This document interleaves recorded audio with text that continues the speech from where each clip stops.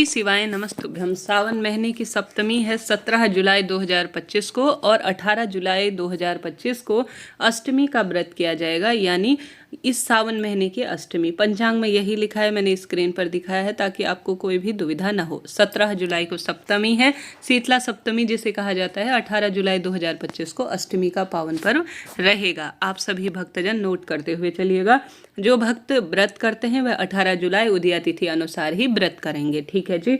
अब आइए जानते हैं सप्तमी और अष्टमी दोनों तिथि पर आप किन उपायों को कर भाग्य की रेखाओं को प्रबल कर सकते हैं। ध्यान से सुनिएगा, अंत तक बने रहिएगा। यह उपाय कोई साधारण नहीं है, भाग्य की रेखाओं को प्रबल करने के लिए है। गुरुवार का दिन श्री नारायण को समर्पित है और सावन का पावन पवित्र महीना है, तो आप सभी को सुंदर श्रेष्ठ चने की दाल का उपाय करना है। और साथ ही शुक्रवार की तिथि माँ लक्ष्मी को समर्पित है, जो कि महादेव और जो है विशेष तौर पर महादेव को अपना भाई मानती है माँ लक्ष्मी, और श्री नारायण की वह अर्धांग है। तो धन की कमी और सुख सौभाग्य के लिए आपको एक नया उपाय सबसे पहले बता दूं। इस उपाय में गुरुजी कहते हैं, अगर आपको काशी सारनाथ जो है महादेव के दर्शन करने जाने की व्यवस्था नहीं हो पा रही है, कोई दिक्कत नहीं। सावन महीने में किसी भी एक दिन 2 दिन लगातार कर सकते हैं, बहुत अधिक आपको लाभ मिलेगा। सारनाथ महादेव की जय कमेंट्स में लिख दीजिए। पहला उपाय घर के मंदिर में किया जा सकता है, आप महादेव के मंदिर में जाकर भी कर सकते हैं। चने की दाल उपाय है, सुनते हुए जाइएगा, आधा अधूरा वीडियो ना छोड़ें। सारनाथ महादेव की जय कहते हुए जल का लोटा सबसे पहले आपको शिवलिंग पर चढ़ाना है। शिवलिंग पर 5 जगह जल का लोटा चढ़ाया जाता है, आप जानते होंगे। तो उन 5 स्थानों पर जल आपको चढ़ाना है, जल का लोटा खाली नहीं लाना है। अब आप सभी को 5 बेलपत्र अपने हाथ की हथेली में लेनी है, 5 पीले कनेर के फूल अपने हाथ की हथेली में लेना है, साथ ही 5 काली तिल घर में आसानी से मिल जाती है, 5 काली तिल के दाने अपने हाथ में लीजिए। कनेर के फूल अभी खूब खिले हुए हैं तो कनेर के 5 फूल ले लीजिए।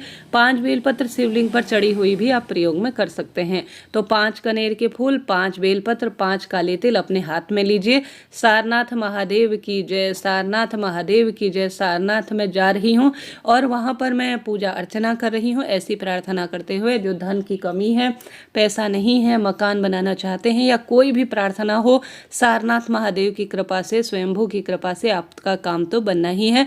तो 5 की संख्या अपने हाथ में लेकर स्मरण कर अपना नाम गोत्र बोलकर अपनी मनोकामना कहकर सारनाथ महादेव कहते हुए शिवलिंग पर चढ़ा दीजिए। ठीक है। गोल बत्ती का दीपक लगा दीजिए और सारनाथ महादेव का ध्यान कर लीजिए। यह पहला उपाय है जो आप सभी को करना है सर्वश्रेष्ठ रूप में। सप्तमी अष्टमी की श्रेष्ठ तिथि है, आप अन्य उपाय भी कर सकते हैं। उपाय काफ़ी सरल है। चने की दाल बहुत अधिक स्वर्ण समान मानी जाती है। गुरुजी ने वैसे भी कहा है कि हमें शिवलिंग पर सावन महीने में 108 कोई भी वस्तु जरूर चढ़ानी चाहिए।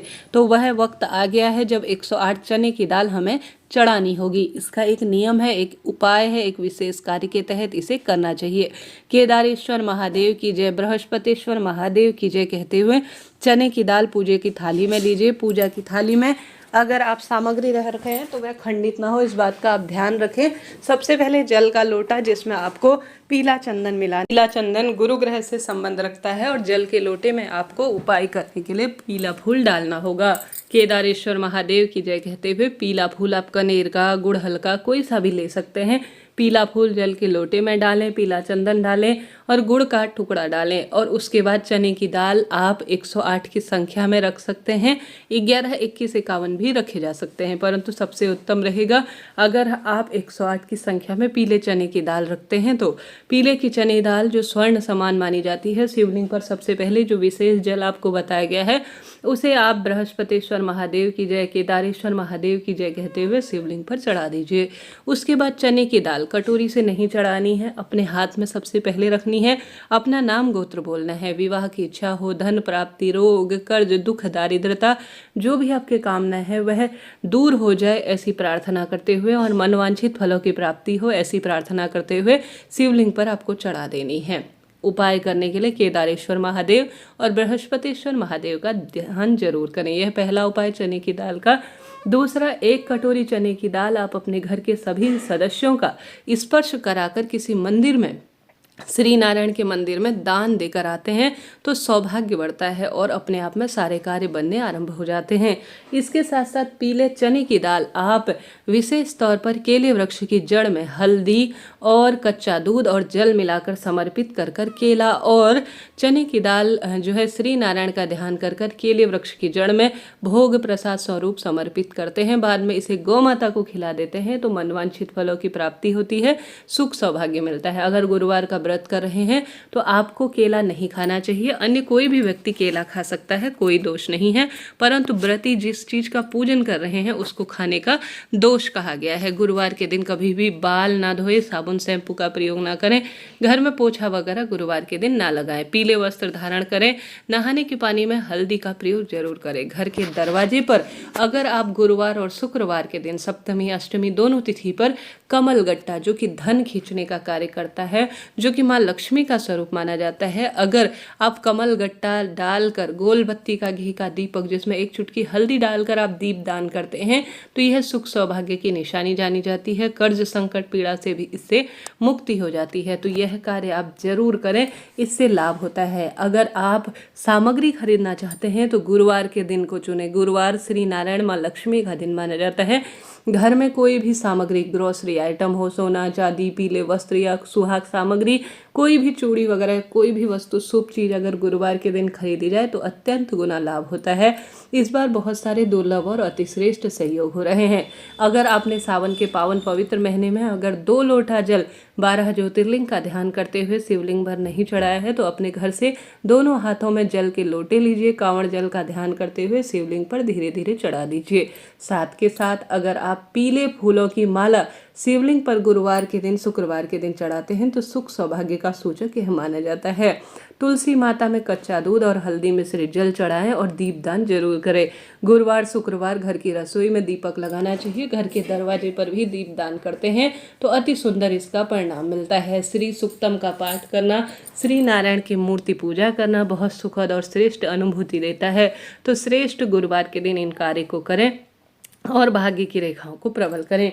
गुरुवार का दिन बहुत सुख सौभाग्य का जाना जाता है और खास तौर पर सावन महीने का गुरुवार तो सौभाग्य देता है। अगर आपने अभी तक मिट्टी का शिवलिंग, पार्थिव शिवलिंग पूजन नहीं किया है तो जरूर कीजिएगा, इससे भी अनंत गुना लाभ देखा गया है। 3 स्थान ऐसे हैं जो कि सावन महीने में जरूर दीपदान के रूप में लेने चाहिए। वह 3 स्थान हैं बेलपत्र का पेड़, महादेव का मंदिर और हमारे घर के दरवाजे। इन 3 स्थानों पर जिसने सावन महीने में दीपदान कर लिया, समझ लीजिए उसने सब कुछ प्राप्त कर लिया। सावन महीने में इन 3 स्थानों पर दीपदान करें।